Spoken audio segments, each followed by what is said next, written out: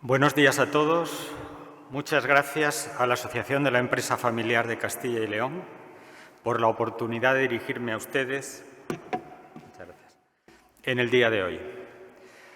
Antes de abordar la ponencia que les voy a presentar, me gustaría muy brevemente explicarles qué es el Círculo de Empresarios. El Círculo de Empresarios es un centro de pensamiento al servicio de la sociedad. No defendemos los intereses de los empresarios, defendemos los intereses generales. No somos una organización que tenga que defender intereses de parte. Estamos convencidos de que la economía de mercado, la libre empresa, el espíritu emprendedor y la figura del empresario contribuyen a la construcción de una sociedad más próspera y al bienestar de todos. Hoy voy a hablarles sobre los retos de la economía española. Como todos ustedes bien saben, nuestro país se recupera de una pandemia, después de haber sido el país europeo más golpeado por la crisis sanitaria y económica. Nuestro país no solo debe afrontar la recuperación, como otros países de nuestro entorno. Además, debe afrontar importantes retos estructurales que lleva 10 años sin acometer. Más allá de si la recuperación se producirá a principios del año que viene o a final del año que viene, me gustaría tratar con ustedes cuáles son los principales retos de la economía española. En primer lugar, quiero decirles que vivimos una grave crisis institucional. En segundo lugar, debemos abordar las reformas estructurales que están pendientes. Por primera vez, la solidaridad de nuestros socios europeos ha puesto a nuestra disposición el programa Next Generation. Pero esos recursos deben ser usados con transparencia y responsabilidad. De otro modo, no se volverán a mutualizar los riesgos de recuperación de países en crisis. Estos fondos son condicionales y están condicionados a la ejecución en España de importantes reformas. Nos proponemos desde el Círculo de Empresarios presentar a la sociedad española cuáles, en nuestra opinión, deberían ser las formas de acometer estas significativas reformas. En tercer lugar, debemos sentar las bases que nos permitan construir un país en el que nuestros hijos y nuestros nietos puedan desarrollar sus proyectos de vida, con estabilidad, integrados en Europa, sin cargas, en un país en el que al menos debemos dejar a nuestros hijos aquello tal y como lo recibimos de nuestros padres. No podemos seguir siendo indiferentes ante los problemas de las nuevas generaciones, que en ocasiones aparecen desconcertadas y desanimadas. Seguimos discutiendo soluciones con enfoques cortoplacistas, sin atender los verdaderos problemas estructurales. Nuestros jóvenes necesitan formación, un trabajo, acceso a una vivienda digna, soportar un esfuerzo fiscal moderado y poder aspirar, como todos nosotros, a una pensión de jubilación. En primer lugar, les decía que consideramos en el Círculo de Empresarios muy importante defender nuestras instituciones. Una democracia liberal está basada en la libertad de los individuos, la igualdad de los ciudadanos ante la ley y la igualdad de oportunidades. La libre empresa y el libre emprendimiento necesitan de este marco institucional para generar en la sociedad riqueza, empleo y bienestar. La calidad de las instituciones no es la consecuencia de la calidad o del desarrollo económico de un país, bien al contrario. La calidad de las instituciones permite el desarrollo de las actividades económicas y, como consecuencia, es el elemento esencial para el desarrollo de nuestras actividades empresariales.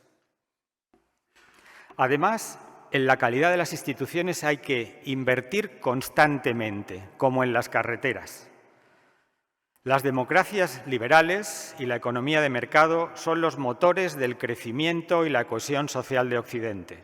Sin embargo, desde hace años asistimos al auge de lo que podemos denominar en todo el mundo democracias aparentes, sistemas políticos que, bajo la apariencia de democracia o de economía de mercado, desarrollan un proyecto totalitario, sistemas que supeditan todos los poderes e instituciones del Estado al poder ejecutivo. Un poder ejecutivo que no está sujeto a ningún mecanismo de fiscalización y control, que utiliza la desinformación y la propaganda para retorcer la percepción de la realidad y convencer a los ciudadanos de que viven en un Estado de Derecho. España proyecta hoy una imagen de inseguridad jurídica y debilidad institucional que socava la confianza internacional.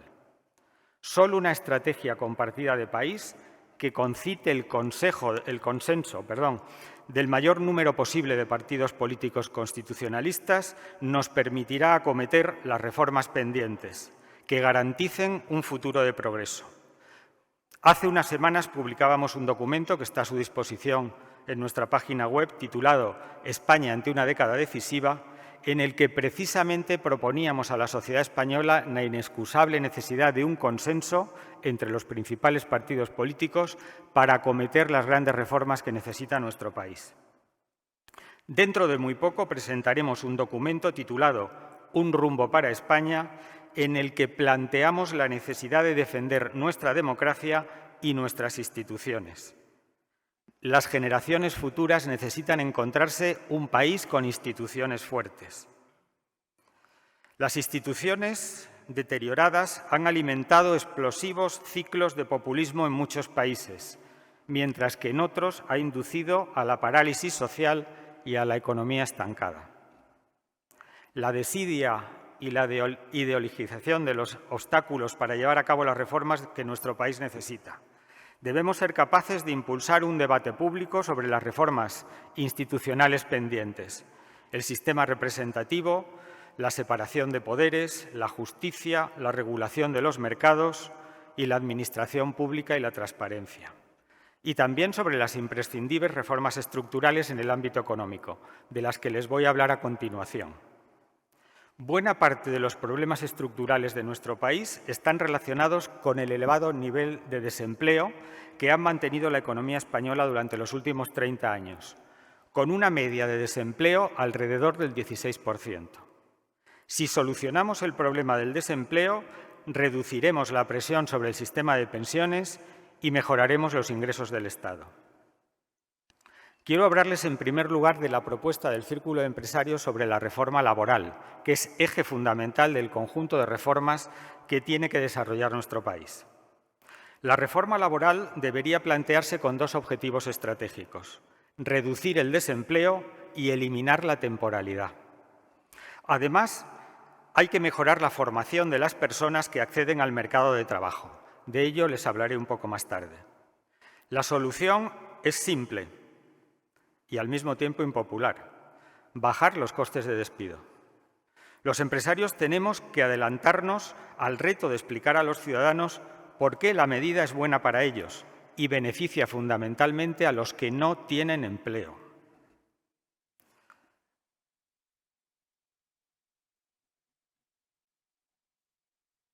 Los que no tienen empleo, conservando los derechos adquiridos y aceptando un nuevo marco contractual en el que se puedan rebajar las condiciones de despido, encontrarán con toda seguridad un futuro más próspero. Proponemos reducir el coste de despido al nivel de los países como Alemania, 15 días por año. En España, la propuesta que va a hacer el Círculo de Empresarios supondría la reducción de los costes de despido por despido improcedente de 33 a 20 días y los de despido procedente de 20 a 16. Se conservarían todos los derechos adquiridos y a partir del momento de entrada en vigor de este nuevo marco normativo, regirían para todos los ciudadanos este nuevo esquema contractual. Este nuevo esquema contractual está basado en un cambio radical de la concepción de cómo se establecen las relaciones entre empleados y empresas. En primer lugar, proponemos que la indemnización que le acabamos de comentar sea financiada por dos fuentes diferentes. Una de ellas la empresa y la otra un nuevo fondo de contingencia para el desempleo individual para cada empleado, que todos venimos oyendo en la prensa, ha recibido la denominación de mochila austríaca. El trabajador contribuiría con su actual contribución a la Seguridad Social, un 1,5% de su salario, a este fondo de contingencia. Si resulta despedido, el trabajador podría aplicar la indemnización que le otorga la empresa. Como les decía, de los 20 días por año, 14 serían financiados por la empresa y los 6 días que haya acumulado en su fondo de contingencia. Si el trabajador, como la mayor parte de los trabajadores españoles, no necesita utilizar este fondo de contingencia, podría incorporarlo a su esquema de jubilación, lo cual nos permite también tener un elemento adicional disponible en el nuevo esquema de pensiones. Dentro de unos años todos habremos ganado y el mercado español será parecido al alemán, que hoy es el más dinámico y con menos desempleo de toda Europa. Por otro lado, tenemos que ser conscientes de que algunas medidas que se están adoptando, como por ejemplo la subida del salario mínimo, solo beneficia a aquellos que tienen empleo y perjudica gravemente a los que no lo tienen y lo están buscando. Consideramos que hay que ser claros en la definición de los efectos que provocan las decisiones que se están tomando. Y en este caso concreto, esta subida del salario mínimo va a provocar una desprotección de los colectivos más desfavorecidos: personas en régimen de exclusión, jóvenes y mujeres. Realmente esta medida solo beneficia a los sindicatos y a algunos partidos que suelen hacer un tratamiento populista de estas decisiones. Con relación al sistema de pensiones, quiero describirles cuál es la situación actual. Si me perdonan.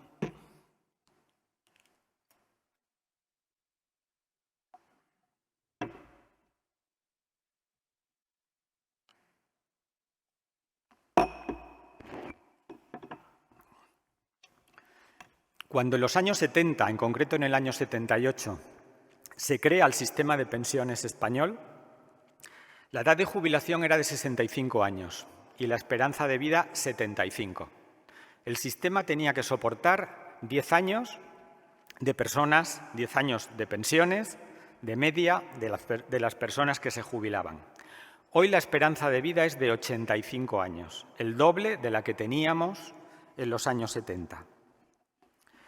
El número de cotizaciones es importante que supere en más de 2 al número de pensiones que debe pasar el sistema. Lo ideal sería que nuestro sistema de pensiones fuera una pirámide, pero la realidad poblacional española es muy diferente. Nos encontramos ante una situación crítica que puede llevarnos, si no tomamos las medidas adecuadas, a una quiebra del propio sistema de reparto. En la actualidad, el número de cotizantes es el doble que el número de pensionistas y casi todas las estimaciones de evolución de la población española estiman que en el año 2050 los cotizantes serán solamente 1,5 veces el número de pensionistas. Esta es una situación muy grave que debemos atajar. Oímos muy a menudo una expresión que incluso comparte el propio Gobierno y que muy recientemente oímos al ministro Escrivá, diciendo que es necesario retrasar la edad de jubilación para no ver reducidas las pensiones. Y coincidimos absolutamente con el ministro. Es absolutamente imprescindible que la sociedad española se plantee un significativo retraso de la edad de jubilación como mecanismo de respuesta a la sostenibilidad de nuestro sistema de pensiones. Además, mi generación, la generación nacida en los años 60, tendremos que ser muy generosos en este proceso con nuestros hijos y con nuestros padres. ¿Qué estamos proponiendo desde el Círculo de Empresarios? En el Círculo de Empresarios proponemos el denominado sistema sueco, el sistema de cuentas nacionales. ¿Qué significa? El sistema de la Seguridad Social debería contar todas las contribuciones que cada ciudadano ha hecho al sistema a lo largo de toda su vida laboral. Llegado el periodo de jubilación, que ahora les describiré, cada ciudadano dividirá el conjunto de contribuciones que ha hecho al sistema por su esperanza de vida y tendrá una pensión de referencia. Nosotros entendemos que para garantizar la sostenibilidad del sistema deberíamos retrasar la edad de jubilación a una horquilla comprendida entre los 68 y los 72 años. Nadie debería jubilarse antes de los 68 años. Y a partir de los 72, cualquier ciudadano podría seguir trabajando si llega a un acuerdo con su empresa. Entre este periodo de 68 y 72 años, entendemos que si una persona decide jubilarse antes, debería sufrir una pequeña reducción en su pensión, alrededor de un 15%. Pero, sin embargo, y como mecanismo de compensación, si se jubila más tarde, si se jubila a los 72, podría recibir un incremento de pensión de alrededor del 20%. Este sistema, que lleva mucho tiempo funcionando en Suecia de forma muy exitosa, traslada las decisiones en política de pensiones del Gobierno o del Parlamento a los ciudadanos, que tendrán libertad para programar su vida laboral y sus contribuciones al sistema de reparto y, al mismo tiempo, también programar su edad de jubilación y la cuantía de la pensión que van a recibir. En segundo lugar, me quiero referir al sistema tributario, a la gran reforma que recibe nuestro sistema tributario. Todas las reformas que estamos observando recientemente tienen que ver, curiosamente, con la subida de impuestos. Y entendemos que se está haciendo un mal diagnóstico. A veces recuerdo estos galenos del siglo XVIII que ante un enfermo débil diagnosticaban mal de humores y le recetaban una sangría.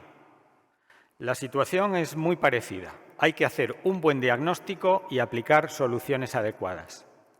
¿Qué ocurre en la economía española? Efectivamente, la presión fiscal sobre la economía española, es decir, el PIB dividido por el número de ciudadanos, es menor que en otros países de Europa, alrededor de un 6%. Pero cuando analizamos la situación nos damos cuenta de que los impuestos sobre el capital, que básicamente son el impuesto de sociedades, el impuesto sobre ganancias de capital y el impuesto de patrimonio, superan en un 1% la media comunitaria. No estamos mal en este tipo de impuestos. En los impuestos sobre el consumo, en el IVA, estamos aproximadamente un punto por debajo. ¿Cuál es la razón? Probablemente la propia composición de la economía española, con un 13% en el sector turístico que está gravado con el IVA reducido, como en la mayor parte de países de Europa. Aquí sería necesario revisar y balancear las bases sobre las que se aplican los tipos.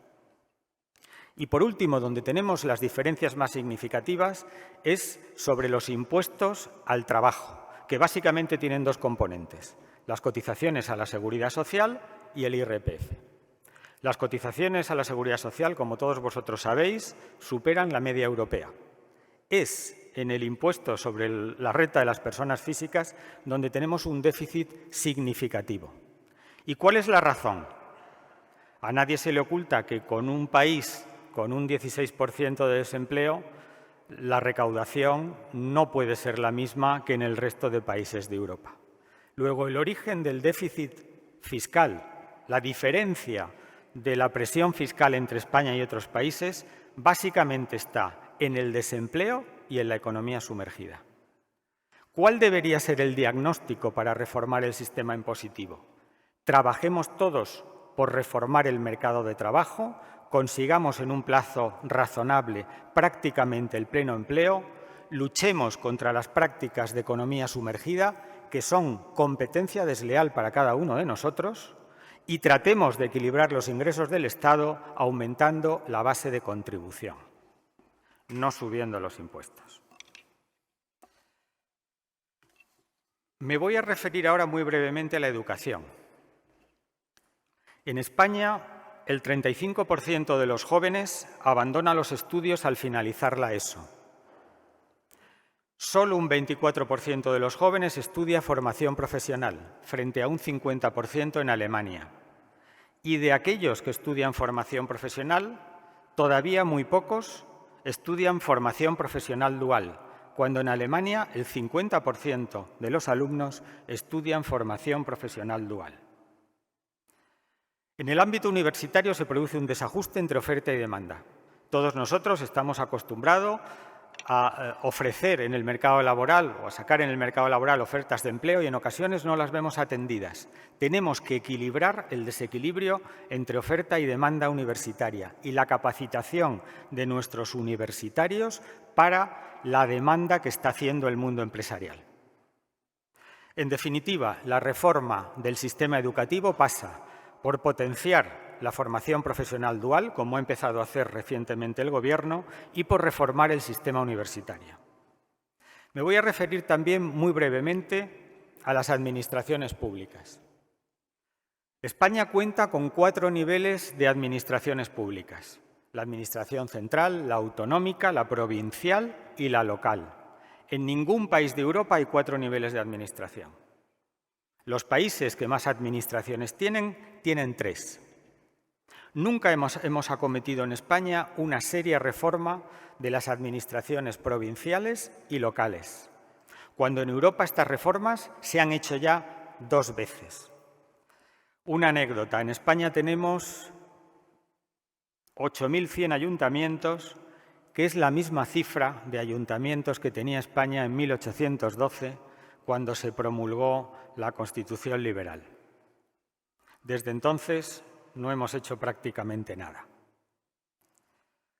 Pero además de las administraciones locales y provinciales, el resto de las administraciones públicas deberían digitalizarse, reducir los costes de administración en favor de prestaciones sociales y servicios dirigidos a los ciudadanos, confiar en la colaboración público-privada sin prejuicios ideológicos, reducir el número de cargos públicos y el clientelismo.